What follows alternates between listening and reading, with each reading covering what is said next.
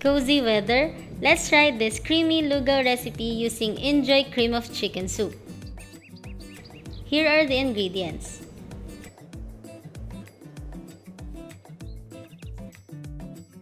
In a large bowl, combine rice and glutinous rice.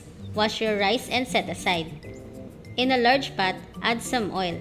Sauté ginger, garlic, and onion in medium heat until aromatic. Add rice and water and wait for it to boil. Add inJoy cream of chicken soup powder. You may also add salt and pepper to taste.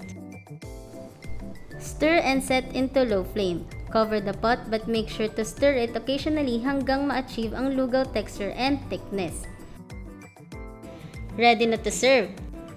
This is optional since malasa na ang ating lugaw, pero pwede ka mag-add ng toppings like spring onions, hard-boiled egg, and fried garlic. Try this at home! Thanks for watching! Bye!